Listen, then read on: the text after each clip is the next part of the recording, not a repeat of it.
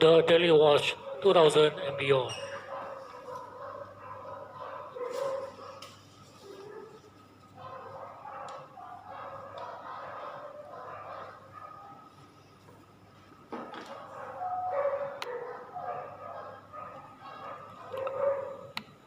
First in prophecies, next in news. The Daily Watch 2000. First in Bible prophecies, fulfilling in breaking news.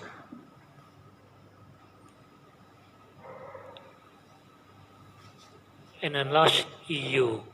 As of 1st of May 2004, the European Union has expanded to include the three former republics of the Soviet Union, Latvia, Estonia, and Lithuania, and the countries of Eastern and Central Europe.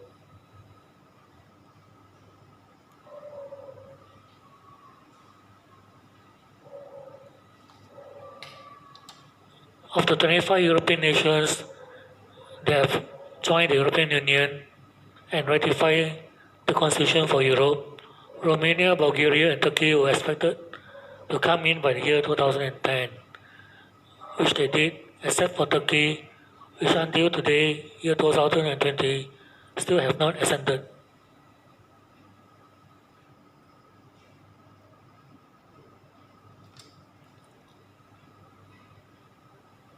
Will the enlarged European Union to the east bring in a few more monarchs or kings? Will the EU in the future become a club Mediterranean of Rome?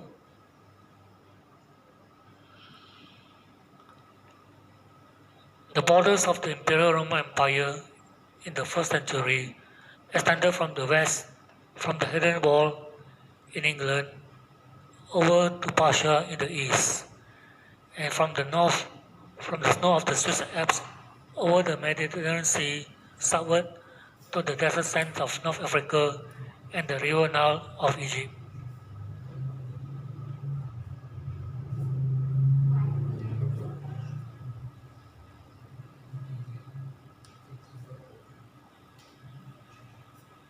A look at the present-day EU borders, marked in blue, superimposed by the borders of Ancient Imperial Rome, marked in purple, shows that the European Union occupied the northern half of the Roman Empire only. So will the EU be reborn and emerge as the Roman beast empire from the sea again? And will this end-time Roman Empire extend to North Africa and the Middle East? And if so, how will they extend? Will it be by membership application or by direct invasion? Only time will tell.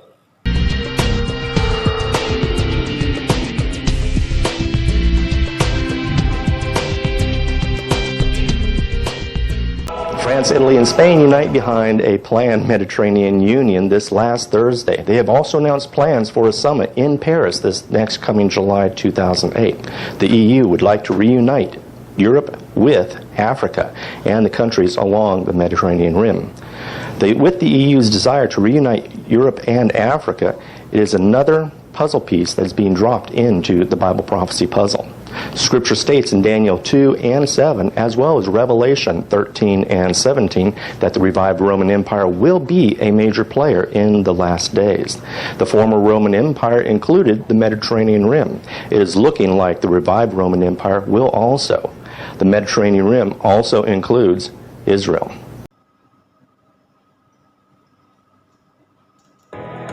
Nicolai Sarkozy's dream of a union for the Mediterranean comes true. The French president gathers EU members with their southern neighbours under a new umbrella. But will it work, and how? This is Inside Story.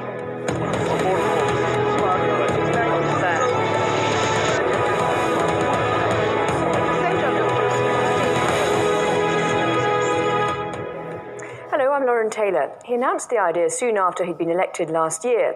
And now the French President, Nicolai Sarkozy, has managed to gather the Mediterranean countries and the EU members under a new forum called Union for the Mediterranean. With France currently holding the rotating presidency of the EU, Sarkozy hopes this project will be the flagship achievement of that and of his own presidency. Heads of 44 countries representing more than 700 million people signed the founding act of this union in Paris. It will now take precedence over the so-called Barcelona process, a Euro-Mediterranean dialogue launched in 1995 that yielded little.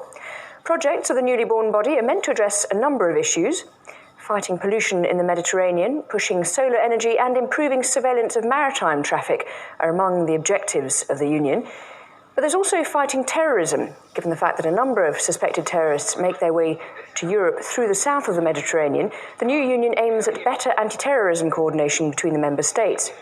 And there's also illegal immigration. The proximity of a number of Mediterranean countries to Europe encourages the poorest of the south to risk their lives in search of a better life.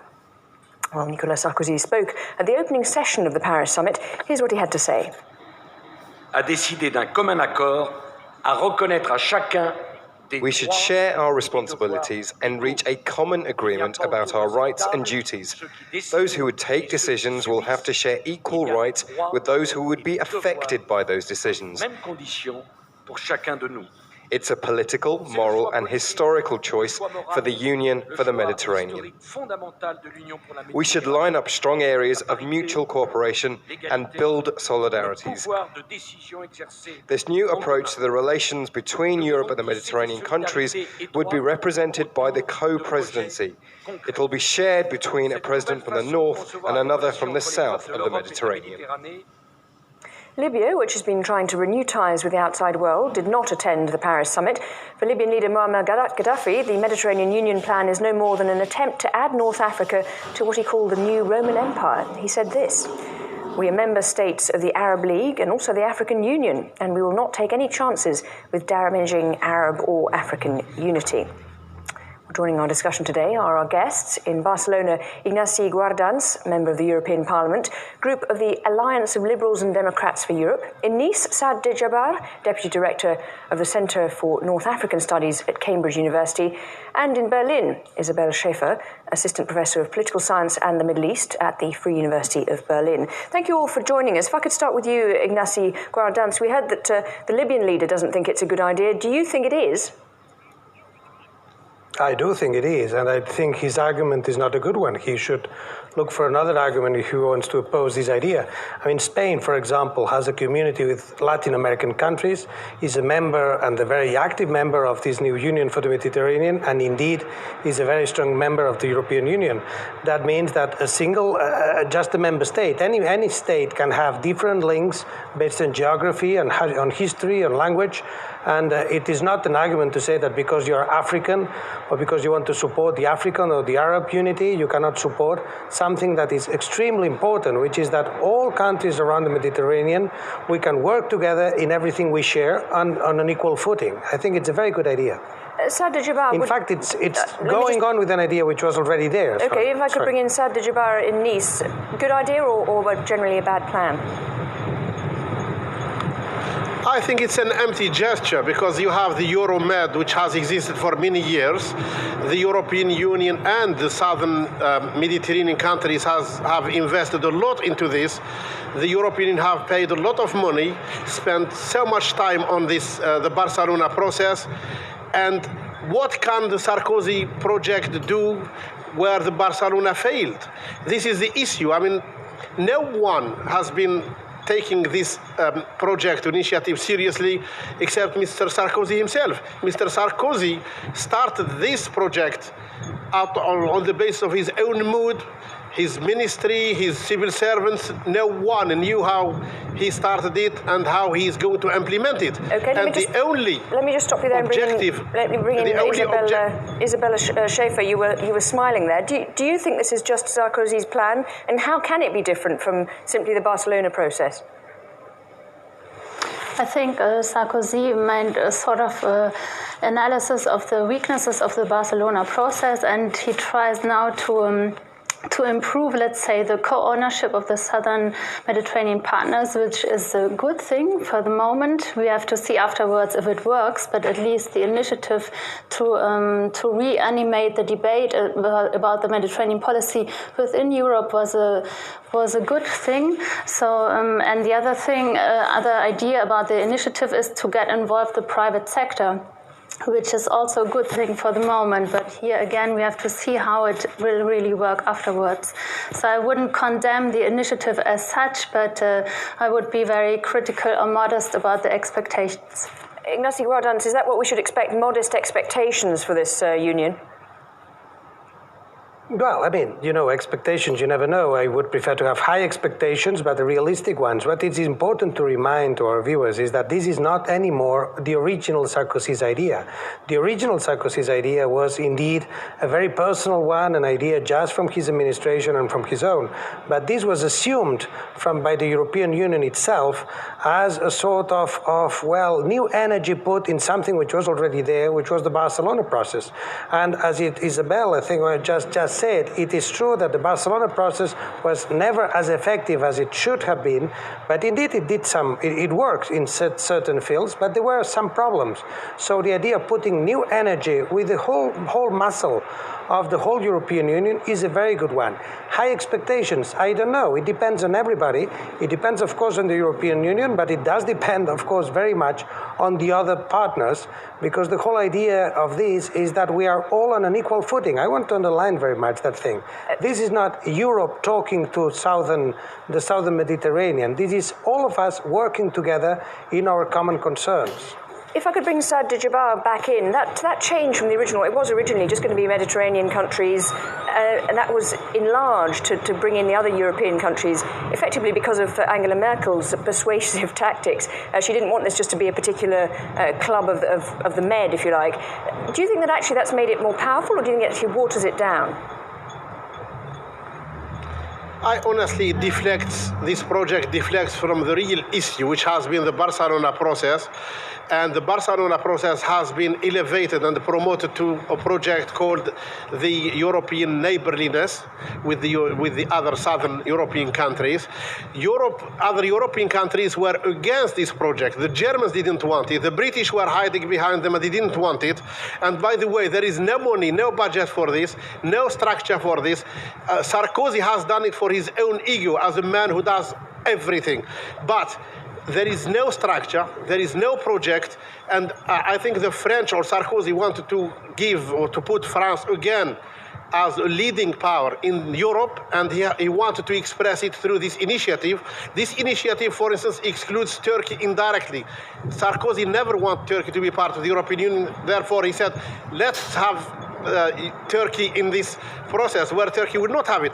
The Maghreb countries, Morocco, Algeria, Tunisia, and others were tied up in the joint or the bilateral partnerships with the Euromed, and the European Union paid a lot of money in order to gear up these countries to be more competitive and to allow their markets to open up for the European goods and so on. This project is really another white elephant. This project is another white elephant. It's a big balloon by Mr. Sarkozy, and you wake up 2-3 years ago from now, and that project will just be water under another bridge of those big initiatives. Let me bring in Isabel Schaefer now on that point. Actually, we'll move to the white elephant issue in a moment, but first to go back to Turkey, that's been a lot of the argument, hasn't it, that this is a kind of undercover way of giving Turkey something to keep it happy while not actually in the end wanting to allow it into the EU proper. What do you make of that argument? Yes, I think that was one of the objectives of Sarkozy, but on the other hand, the negotiations between the EU and Turkey are advanced so far that there will be no way back. It's just a question of time, and I think the Mediterranean Union cannot be a substitute for membership in the EU. Ignacy Guardans, the Turkey question, can I bring that to you? Yeah, I think it has nothing to do one thing of the other. I mean, it is very important that whatever France's or Sarkozy's position on Turkey, this is an EU instrument. I mean, this is not anymore, this Union for the Mediterranean was indeed at its start a French idea. But after Angela Merkel jumped in and the Spanish Prime Minister jumped in and the Italian Prime Minister jumped in, they turned it into what it is today, which is a European Union project. And that means that the European Union has an answer for the Turkey issue, whatever the French say. I mean, the French. The day of the ratification, the French will have a say, indeed. But in terms of what is the position of the European Union towards Turkey's membership, that has nothing to do with what we are starting. And what we are starting will survive. Yeah, can I just put to you that Saad Jabbar's point that doesn't really have any structure, infrastructure, or really money properly? What's your answer to those points? Well, those are good points to put on the table. As for the structure, you don't need the structure if you have political will, because this is not about paying a huge amount of civil servants, organizing civil servants in a nice building somewhere in Riyadh or in Marseille or in Barcelona. I mean, the secretariat, whatever the secretariat will be, it's got to be a very narrow thing, putting together the energies which are in place, putting together the police to work on terrorism, putting together our experts to work on pollution and environment, putting together our immigration. It's a political instrument. It is not a sort of new body, a new institution. Nobody wants that, and that would be useless. Indeed, regarding the money, well, that's another issue. We do have the European Neighbourhood Partnership Instrument, the new European Neighbourhood Instrument. That has a lot of money, and we need to debate within the European Union what part of the money is going to be allocated this. Okay. But I underline, the money doesn't need to come only from Europe. It's going to be also money from the southern countries. Okay. Do all stay where you are. We're taking a very quick break now, but when we come back, we'll be asking, is Sarkozy the right man to spearhead this ambitious union for the Mediterranean? Do stay with Inside Story.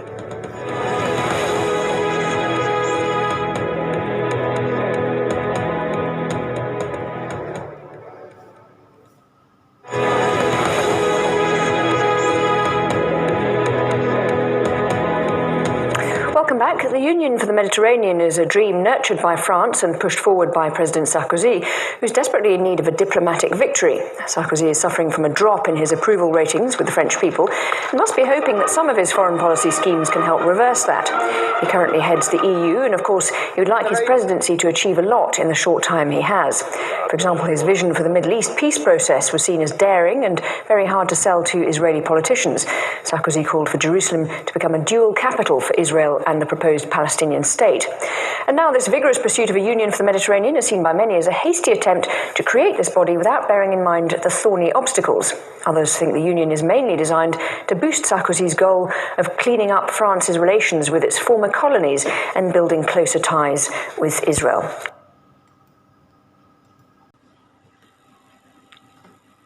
The 43 countries of the new Mediterranean Union are seen here sitting together at the regional forum.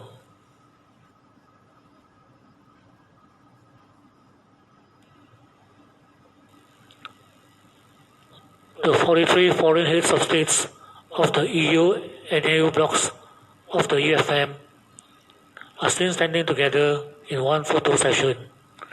Could this be the two iron and clay feet of a new revived Roman Empire that will rise of a reformed Europe?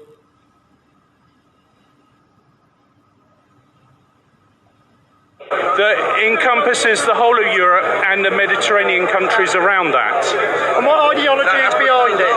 What ideology is behind it? That's a very good question, isn't it? Yeah. What do you think? Which ideology do you think's behind it? The one we're not allowed to speak about.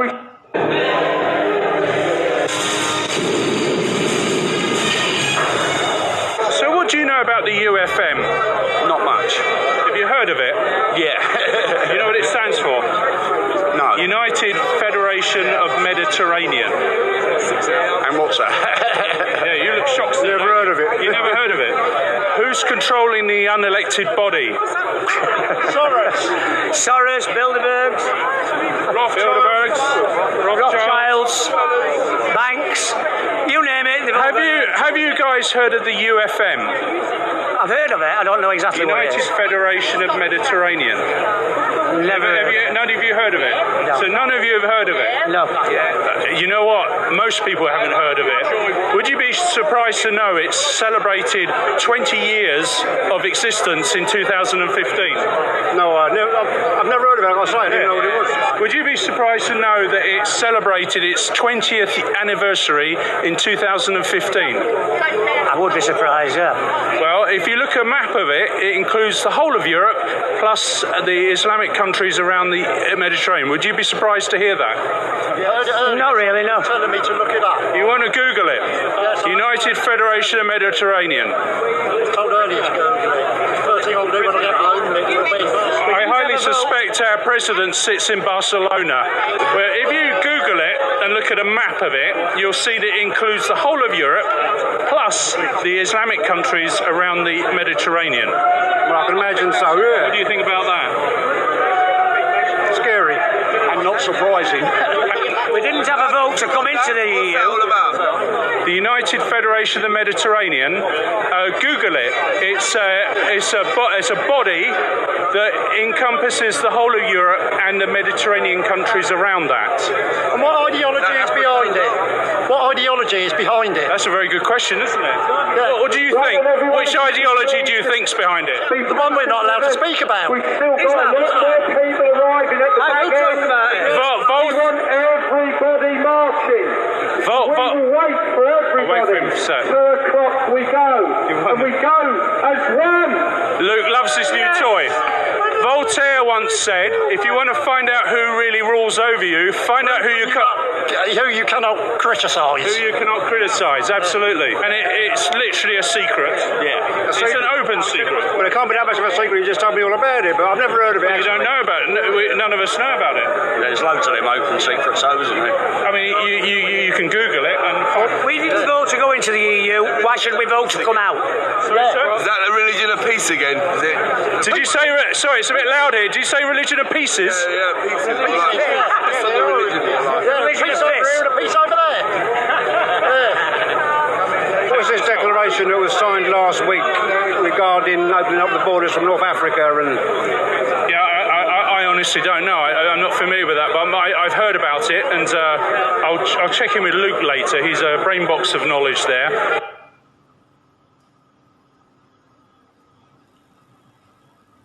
Here is a geographical map of Europe, North Africa, and the Middle East, and the countries of the Mediterranean basin around the Mediterranean Sea.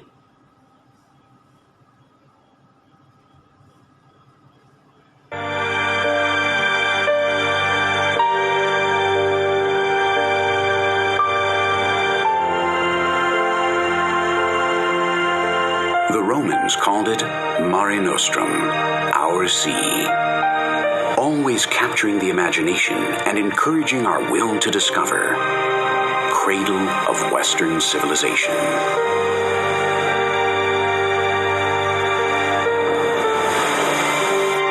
Man understood immediately that control over this sea and its natural resources would award them hegemony over the known world.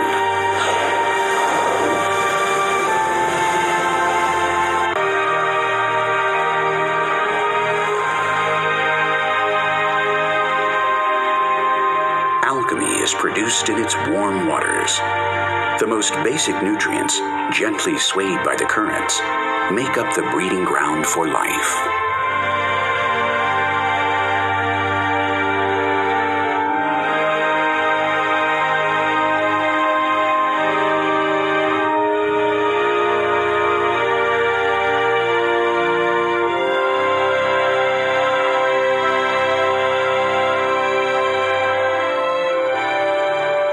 These beings live together, all cogs in the wheel of the macroorganism that is the Mediterranean Sea, known in ancient times as Mare Nostrum.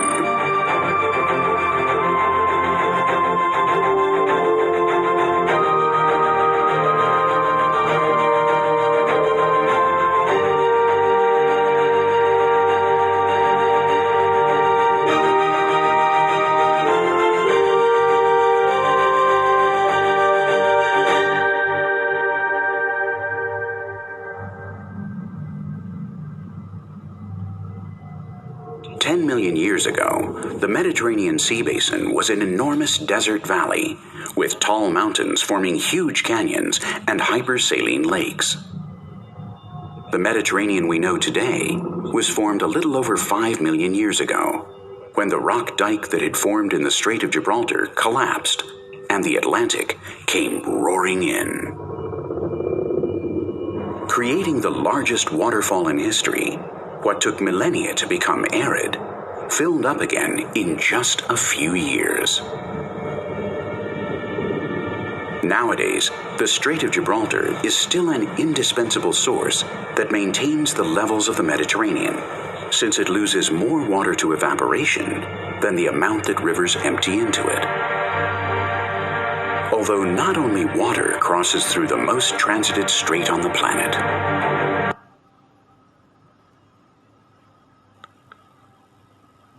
And this is a map of the Roman Empire at its greatest extent under Emperor Hadrian in 117 AD.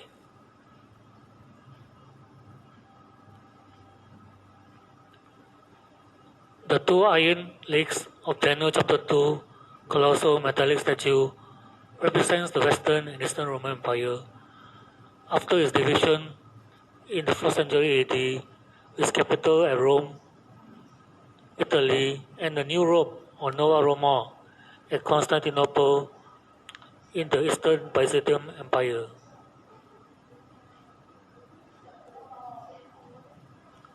The EU and the MU. Is a new revived Roman Empire forming? Will these two blocks of nations, the EU and the MU, be the two iron and clay feet of Daniel's chapter 2 vision?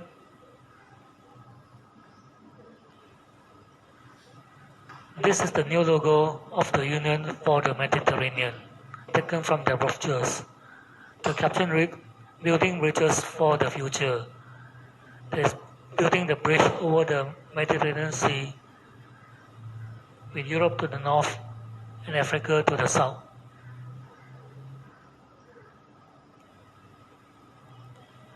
The inverted blue E in the logo is the EU to the north, and the white M is the MU to the south, separated by the Mediterranean Sea or Mare Nostrum, meaning our sea in Latin.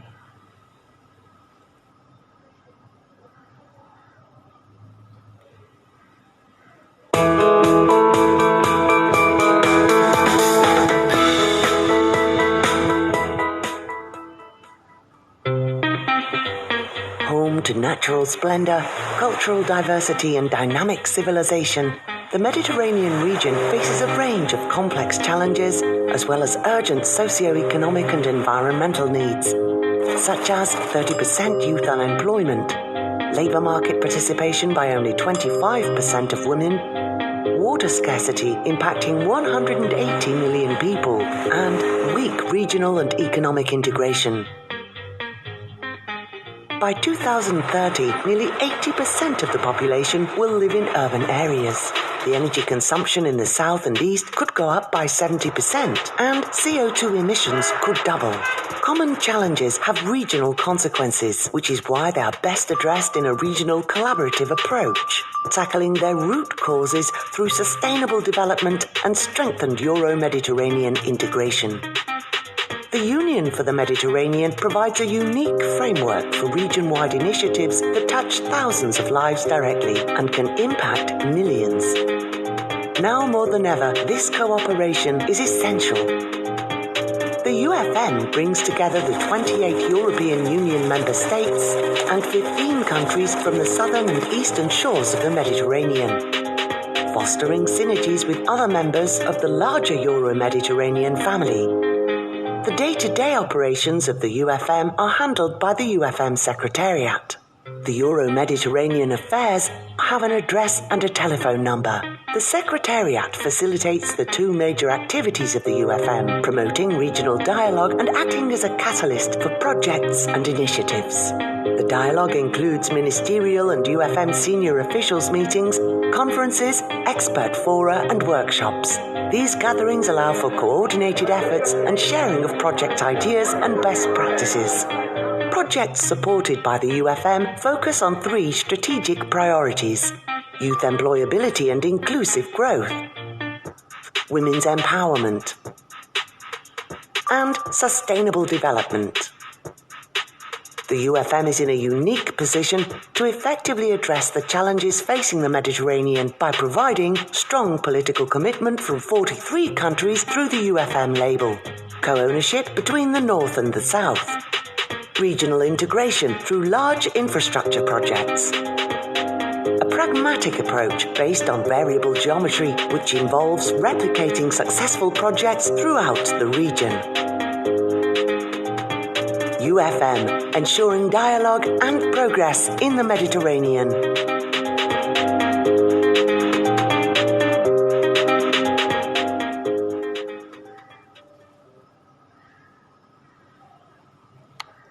UFM means Union for the Mediterranean. It comprises of 43 countries, 28 to the north in Europe and 15 to the south in North Africa.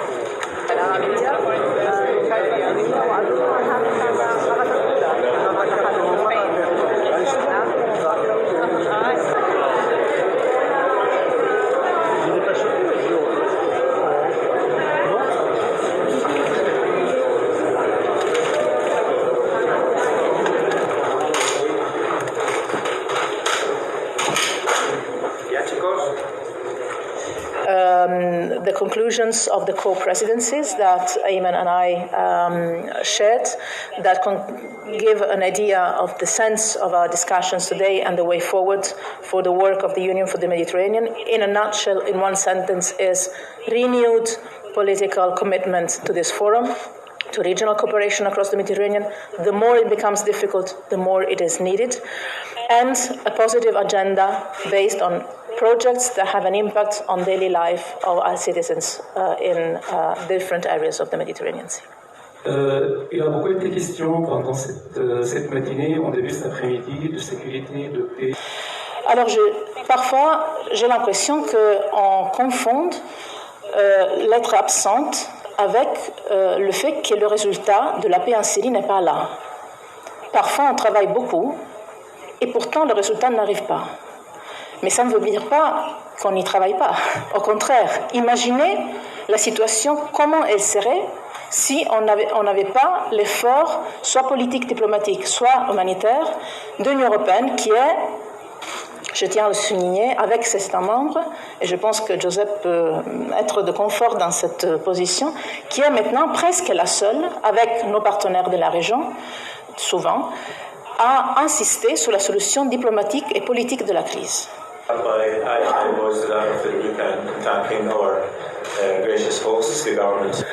Y en tercer lugar, el Ministerio de Asuntos Exteriores ha considerado no invitarle para no darle un escenario apropiado para que siguiese vilipendiando el buen nombre de España y para que distorsionase esta reunión convirtiéndola en algo distinto de lo que debe ser.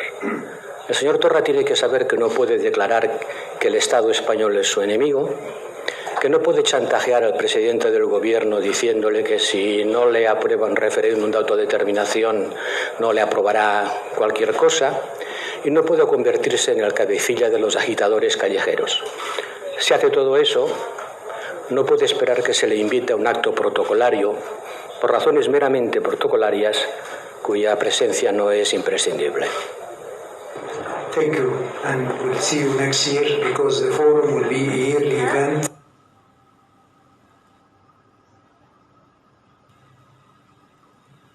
The VFM celebrated 10 years of regional cooperation for their success since 1995.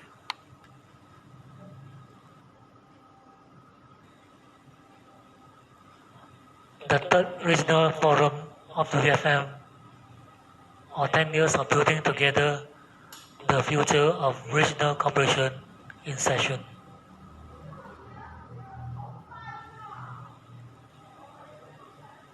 The 10 flags of the Union for the Mediterranean, projecting out like horns behind the seats of the leaders. Could they be the 10 toes of the colossal statue in Daniel chapter 2 and the 10 horns of an end-time revived Roman beast in Daniel chapter 7?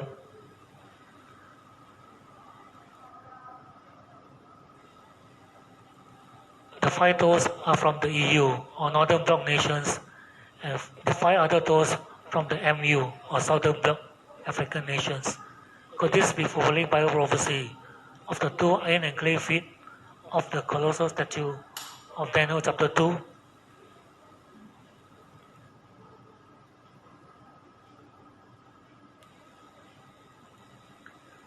The 10 horns or nations and the 10 leaders of the Mediterranean Union are seen posing on the front row of this photo.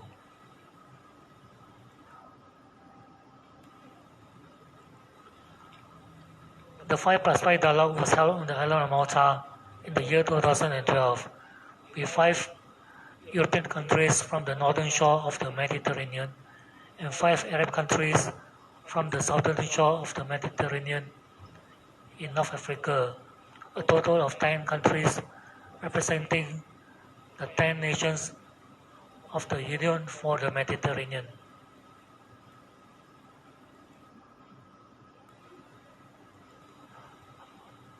This photo of the Mediterranean think tank 5+5 summit is very revealing.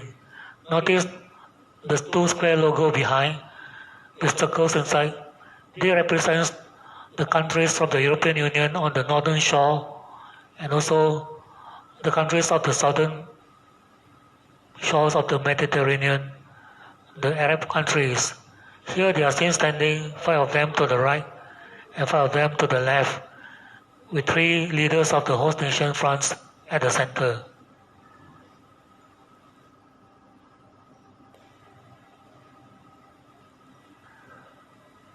Notice the President of France, Emmanuel Macron, addressing a conference of the MU with 5 flags to the right and 5 to the left. Could this be the 5 right toes and the 5 left toes of the image of Daniel's prophecy?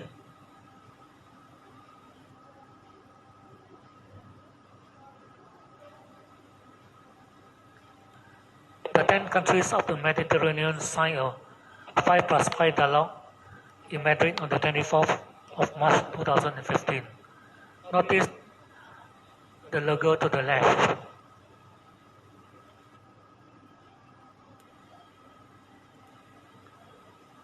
Notice the new 5+5 dialogue to the background of the summit between the European Union and the Mediterranean Union.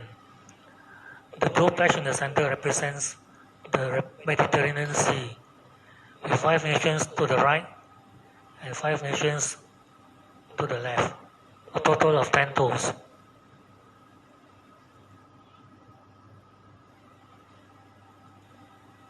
This was the EU of 1992, before the Maastricht Treaty 28 years ago.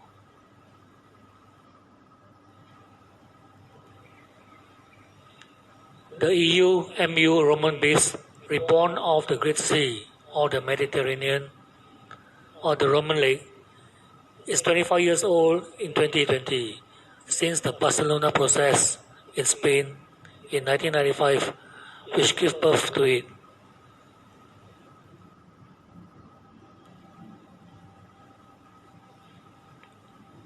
The EU is being reborn from our sea, or Mare Nostrum, as a united 10 toes or 10 horns revived Roman beast or empire today.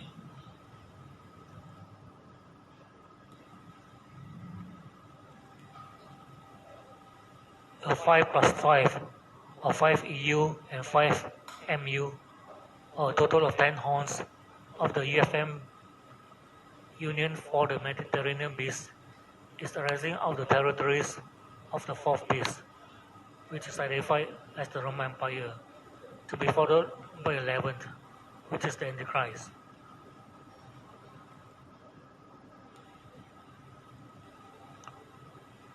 The prophet Daniel in chapter 8 and 7 predicted that the little Grecian or Slavic horn, also known as the Antichrist, will rise after the 10 EU and MU horns have been formed. This is the same as the red beast of Revelation chapter 17 and 13. He is also the Roman prince to come in Daniel chapter 9. He can also be identified as Gog, the president of Russia, Meshech and Tubal, which will invade the Middle East and Israel in the last days. And he is also the fiercest king of the north that will come from Moscow, the third Rome.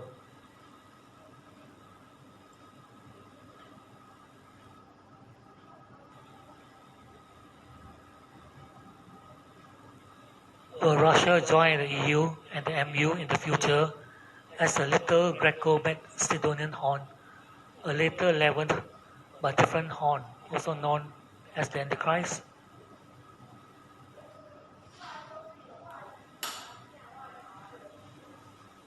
Bible prophecies reveal that the red beast, or revived Soviet Russia, will try to join the EU and the MU Union also, probably first by peaceful means, and then by subversion, and finally through the invasion of our armed forces to protect the borders and to uproot, humble and eliminate 3 future kings. Is this how the Antichrist will rise to power in the Mediterranean Union, according to Daniel chapter 7 verses 8 to 26?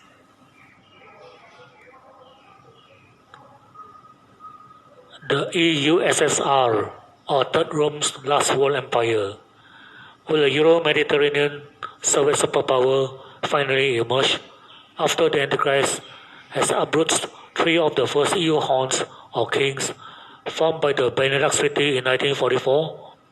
The first EU monarchies that formed the European Union were Belgium, Netherlands, and Luxembourg. Will then all the 5 EU kings and 5 Mediterranean Union kings then submit themselves to the red beast?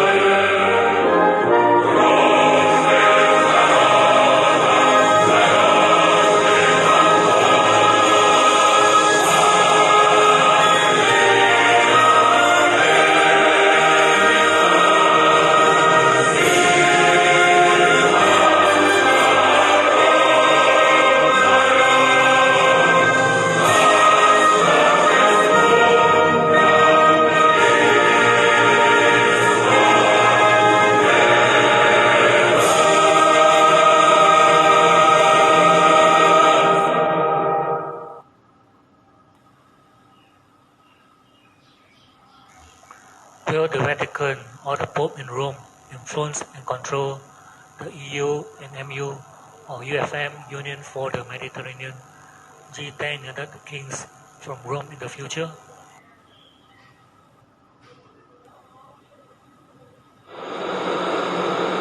It was a relatively short flight for Pope Francis. Upon his arrival to the French city of Strasbourg, crowds were waiting for him outside, ready to cheer him on.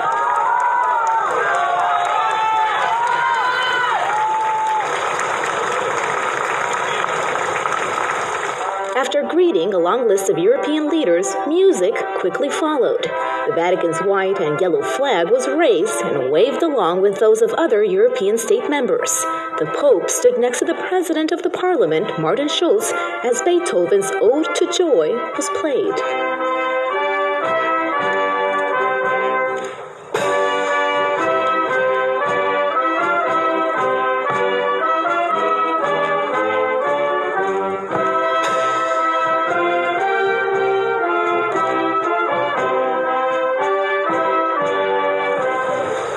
And following his trademark style, he was transported in a simple gray car for a short drive to his destination. Once there, even more greetings took place. Some were familiar faces, others he'd met before in the Vatican. One of the highlights was this woman, an unassuming elderly woman in her 90s whose family he stayed with decades ago when the Pope lived in Germany. They chatted for a bit and even exchanged some laughs while speaking in German. Then came the moment they'd all been waiting for.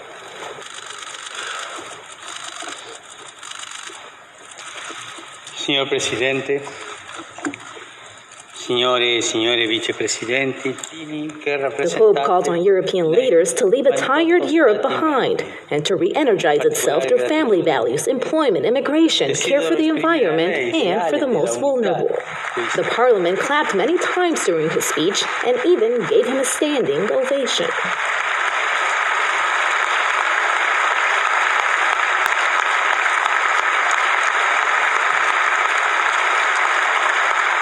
The roughly 3-hour visit to the French city marks the shortest papal visit on record. The last pope to address the European Parliament was John Paul II back in 1988. Afterwards, the Pope held a private meeting with the President of the European Union, Matteo Renzi, as well as the President of the European Council, Herman Van Rompuy, and the President of the European Commission, Jean-Claude Juncker, before heading off to his next destination.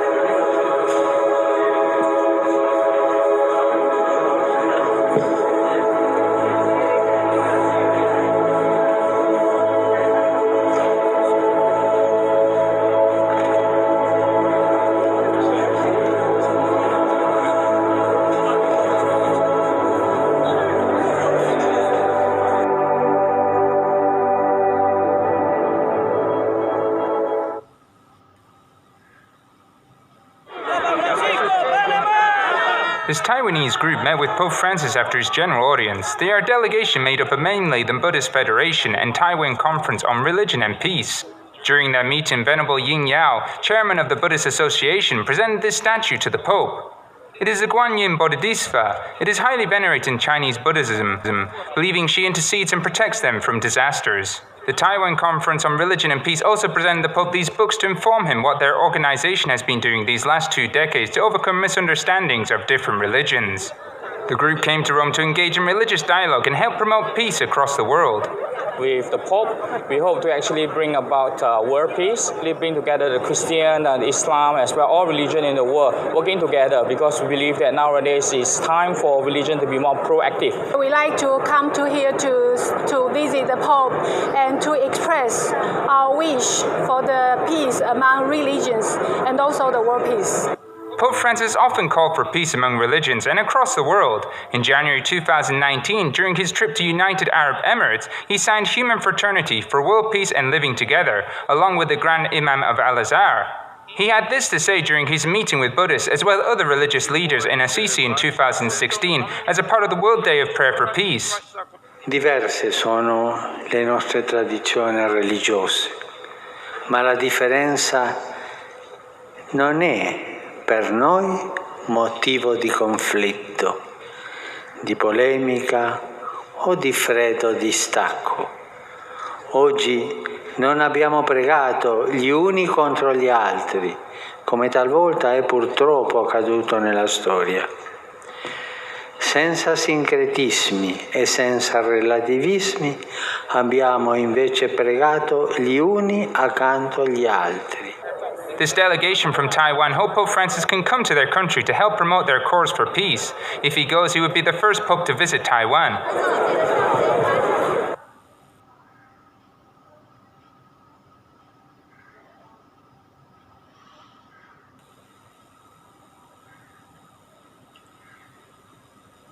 Bible prophecy reveals that a great false world religious system called Mystery Babylon the Great City on 7 years, a union of world religions that have ridden on 7 world empires in the past, but now headed by the Pope in the Vatican in the end times, will control the 5 EU and 5 MU horns, or 10 kings or crowns, and also attempt to write the Red Beast.